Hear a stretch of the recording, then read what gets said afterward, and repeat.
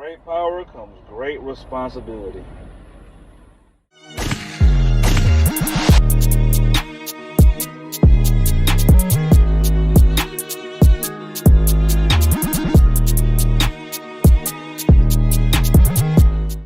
Now, when I say with great power comes great responsibility, I mean you can't be a dictator. The reason why I'm calling this Iron Fist is this is like my take on like masculinity going into the point of dictatorship. Does that make sense? Now, when I was a kid, my dad was a tyrant. I love my dad. I love the hell out of him. I mean, he's a good person. But again, with great power comes great responsibility. My mom used to always say, if the man is not in the right headspace, or he's off doing his thing, doing nonsense or doing bullshit, whatever the case would be, then that family's gonna suffer. The reason why I say that is, me and my sister went through a lot of things that we had to go through, basically because my dad was on bullshit. Like, I can remember points where me and her both took over bills in the house, like just help my mother out as much as we could. All right. What I mean to say, is this: when you are a man, there's a level of responsibility that comes with it. You cannot be a dictator about your shit. Okay, be a dictator if it makes sense. Like, if the shit is so crazy the way you have to take control, or somebody gives you that type of leverage, fine, I can respect that. But you can't be the kind of motherfucker that's like, being a man and feeling like because you're a man you can be a jackass. Now, as far as my dad being a jackass, right? If you had to ask, if we sat down and had a definition like of masculinity between me, him, and my cousin, you get 3 different answers. Now, the one I'm going to focus on is the one with me and him, obviously, right? Because he was the one that raised me to a certain extent. If me and him sat and had a conversation on masculinity and what we thought it was between us two, with, let's see, his 60 years of experience, my 30-something years of experience, you still get 2 different answers, right? My dad was the kind of motherfucker that felt like because he made the money in the house, he could do what the fuck he wanted to and didn't have to be responsible for shit. That's what I mean by ruling with an iron fist, right? You could be a dictator, but there's a such thing as being a dictator with responsibility, if that makes sense. Like, if you're running shit and shit is running smoothly because you're running shit, then it makes sense for you to run shit. But if you're just gonna be a jackass because you got money, like, and that's a lot of y'all, bro. A lot of y'all get money and feel like because you got money that you can be a horrible person to whoever the fuck you date. And I'm strictly talking about men on this end of the spectrum. Like, when you are a man, there is a certain level of responsibility that comes for it. Like, you don't get to just run out on your family, fuck people over. I don't gotta give a fuck. I'm not gonna support nobody. Now, I get the notion that, a lot of girls in this day and age are on what they own. Cool, I get it. But here's the thing. You as a guy, right? It's your responsibility, just as a man, to fuck with a woman that works with the shit you got going on. If you're dealing with a motherfucker that just wants to be running the streets all time of the night, being on her nonsense, don't gotta care, she checking when she feel like it, don't give a fuck, that might not be someone you can build a family and a foundation on. What I'm saying is this: me and my sister probably could have avoided a whole lot of bullshit if a motherfucker would have just sat the fuck down and did the shit that they, promised in front of God and everybody they was gonna do. This isn't me resenting my dad. This is just taking it from an analytical space of like saying, when you make a promise before God and everybody and all this other bullshit with the marriages and all the other stuff that people like to do, that is a level of responsibility to it. Now, I'm not sitting here saying this man ain't never did nothing for me. He did a whole fuck ton of shit for me. What I'm saying is, a lot of this shit defaults to him. Just as a dude, like, if shit, like, okay, let's say a fire break out, right?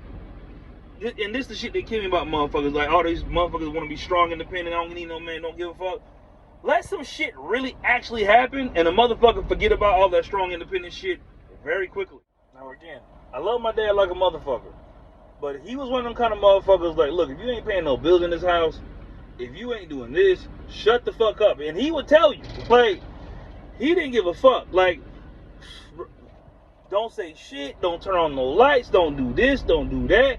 You better be here when I say so. he was real, like, when I say tyrant, he was a real life tyrant. Like, not on no Hitler level, but like on some bullshit where it's like, if I tell you to do some shit, you better shut the fuck up and do it. That was his whole energy. And I remember resenting that really young. Like, I remember being like 12, 13. Like, I used to hate that shit. Because it was never like, I learned a lot from my dad, but at the same time I didn't. Like, I would get lessons from him as a byproduct of the shit he did. So I didn't want to do that shit. Not of him like sitting down and being like on some old, hey, you need to do this, you need to do this, you need to do this. I'm the kind of person, I'm big on communicating. I'd rather just talk to you. But at the same time, on the other end of the spectrum, I do understand that my dad is a necessary evil. Like okay, let's take masculinity out of the spectrum altogether. Let's just say men have no say so in shit at all. That's what they're trying to do. But let's like really be extreme about it. Motherfuckers would be all over the place. There would be no structure. There'd be no nothing. Like, because you got to think. As far as being a woman communicates with feelings. These are my emotions. This is how I'm feeling. Like, they're more the nurturing side. Like, okay, your mom's supposed to make you feel better after your dad whoop your ass, if that makes sense. Like, my mom was the one that was always kind. She was always giving. She was always loving. My mom, my gosh. I kind of almost want to tear up about it because my mom was such an angel to me. Like, she had her side. Like, my mom could get crazy really quickly she was the kind of person, if you pushed her to a point where she had to get crazy, it was going to really get crazy. And I kind of think in that same headspace.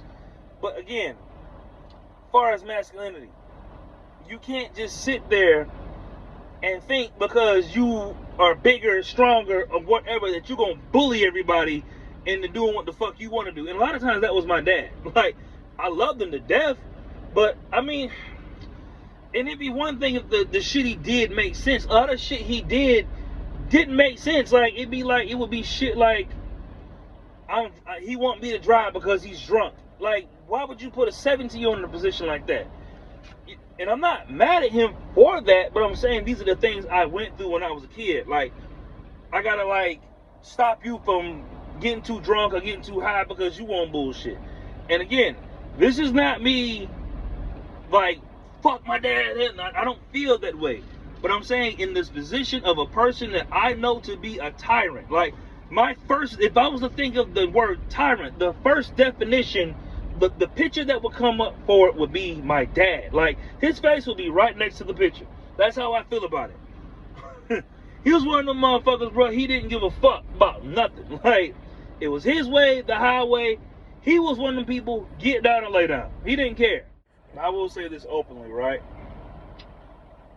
It had its upside. I will say that it had its upside.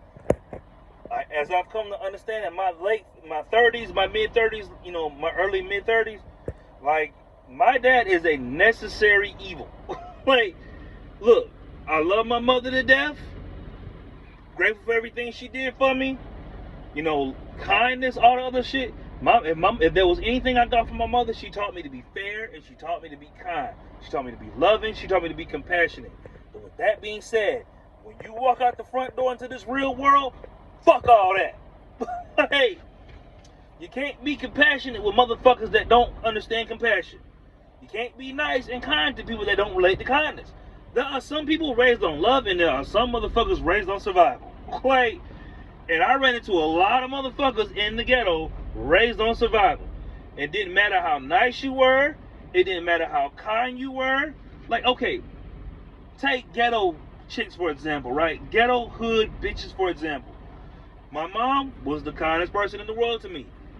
Now, the thing that happens to you when you're a young man and you go out and you try to date for real, the first image that you have in your head of a woman is your mother. Imagine the bar that my mother set for me. Kind, going to church, loving, all this other shit. And then you meet some old lace front wearing, sandal, colorful weave wearing, ratchet hood Georgia bitch that don't give a fuck about none of that shit. My dad would tell me that some of the shit that these girls was doing before the shit would happen. And I just was on some type of shit. When I got married, that first time I got married, Before I even had the wedding reception, I think it might have been the wedding reception, he was the first person to tell me, listen, son, that bitch ain't shit, but I understand. I never forgot that. Like, he's like, I understand you trying to love and have a kid and everything. I get it, you trying to do the dad thing, but that bitch ain't worth a fuck. Like, I'm like, at the wedding, you gotta imagine how a nigga felt at the wedding reception when your dad tell you that your wife to be ain't worth a fuck. Like, but on the other side of that coin, the nigga was never wrong about nothing. Like, boy, don't nobody teach you like a motherfucker that has done the field work for you. Like, he wasn't saying it because she wasn't shit. He was saying it because he wasn't shit, and he can recognize the signs of a motherfucker that ain't shit. Now, you can sit here and be kind to somebody. You can sit there and be loving. You can give your heart. You can pour. One thing I never seen my dad go through was getting fucked over. Meaning, like, he was never the motherfucker that had that someone had the upper hand on. Not once. Because he was the type of nigga, he'd steal your keys until you paid him back. Wait, this car ain't going nowhere but the bank. He would do shit like that. He'd steal, beat your ass, fight the cops. What I'm saying is by necessary evil, right? There is a level of masculinity that you need to make it through day-to-day life. You get into a confrontation with a motherfucker, right? You have an issue, street beef, whatever the case may be, with whoever, right? Motherfuckers need to know, and this is down to like basic school bullying. Motherfuckers need to know. Other men need to know that you will knock their motherfucking head off. Now, as much as women say, oh, I want a guy that's gonna treat me right, he's a good man, loving, kind. When shit hit the fan, you want to be next to an asshole, because an asshole's gonna do something about it.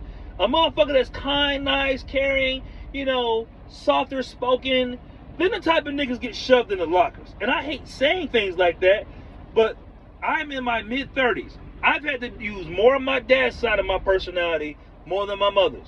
Now, I can show my mother's side of the personality, with certain people that understand compassion and, that I can feel are genuinely kind people.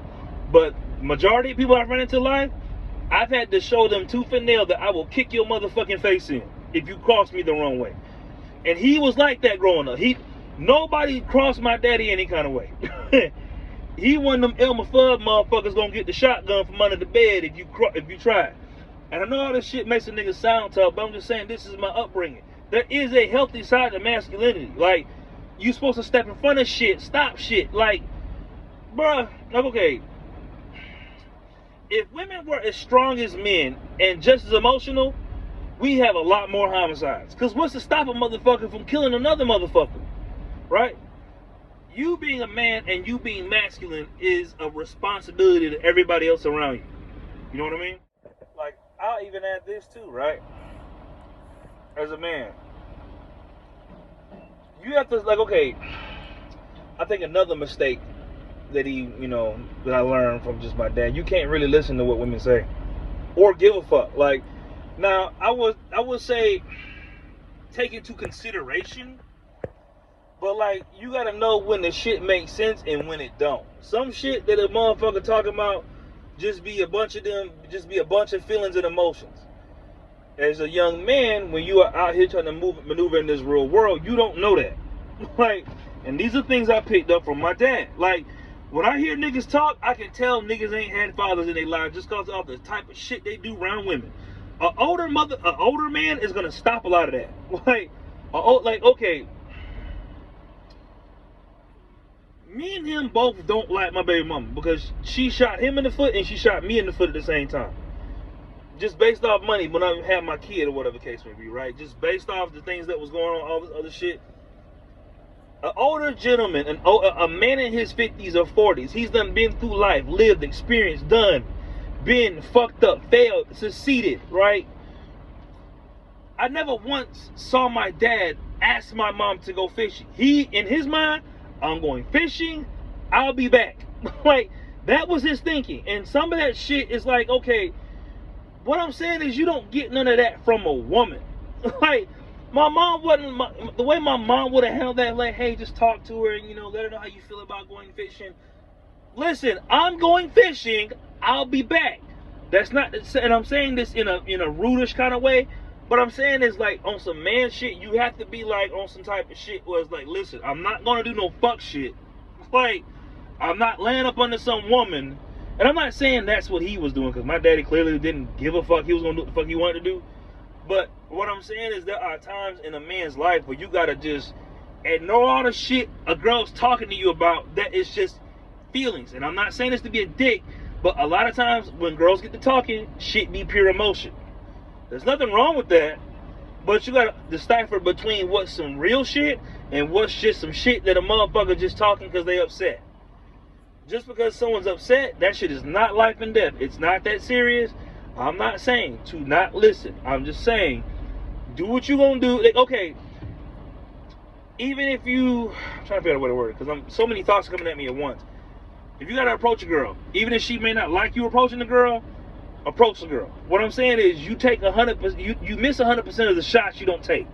All right? A lot of that I got from my dad. My dad didn't give a fuck. If he wanted to say something, he was gonna say it, and y'all was gonna have to whoop his ass. Like, I get a lot of that from him. Like, if this shit gonna hit the fan, we gonna fight, we gonna throw down, tear down. Let's get to it. Stop talking about it. Break the pool cue. It's gonna be a bar fight. Let's be a bar fight. What I'm saying is, some of that shit is manly, and you have to be able to do it. Like someone breaking your house, you can't let nobody break in your house and think they're gonna just take shit from you and your significant other, your wife and kids is in there, motherfucker, kick down your door and push you on the couch and then take advantage of all them. That's the type of shit that masculinity presents. What I'm saying is, I don't recall one time a motherfucker broke in our house and either did some shit, took some shit, ran off with some shit, and my daddy wasn't gonna do nothing about it. If anything, motherfuckers knew him around the neighborhood. So if you stole anything from his ass, you was in for a long day. And then my dad's side of the family was real big in Georgia. So I never ran into none of those, like a motherfucker broke in the house or somebody came over the house with a pistol. We never had none of those type of issues. Like, it was on some type of shit where it's like, let's say you in school, right, and a kid beat you up. You couldn't come back home. You go back out there and you whoop his ass. Right? You go back out there and you finish what that motherfucker started. And if you come back in this motherfucking house and you ain't did shit, you ran, you getting your ass whooped again. Again, that's the type of shit my dad instilled in me. My mom wasn't gonna be able to do that, because once I got to be 15, 16, I was bigger than her, and I'm just looking at her like, what the fuck you gonna do? Like, okay, when you have a man in your life, I mean like a man, husband, you got a father figure, dad. A dad jumps in front of shit, or teaches you to jump in front of shit. I'm not no bitch. My cousins ain't no bitch. Hell, even my sister ain't no pushover. Like, my sister will fuck up most men. Really. Like, I'm not even saying it to be funny. But there has to be, like, okay, a masculine figure in your life is healthy. So while he was a tyrant in his own right, a lot of the shit he did, it didn't make sense, and it did make sense at the same time. Like, now I'm in my mid-30s, like, I kind of get where he was trying to go with that, because I've had to walk a mile in the shoes. Maybe not as far, but I've had to learn to get it for myself, and I've learned my own definition of masculinity through him. It's just, when y'all get this whole shit going on, I don't need no man, I don't need nobody around the house that can do. It's not, okay, it's not about not needing a man. Look, you can be a millionaire, right? But if you a person that's bad with money, you just a dumbass with money. You, like, the Bible even says, a fool and his money shall part ways. I know it sounds like I'm throwing at you, but some of these lessons mean the world to me when I look back at it. Like, yeah, he was a dick. Yeah, he was an unhinged dick. Like, a very crazy dick. But he was a dick with a purpose, if that makes sense. Like, a dick with a purpose.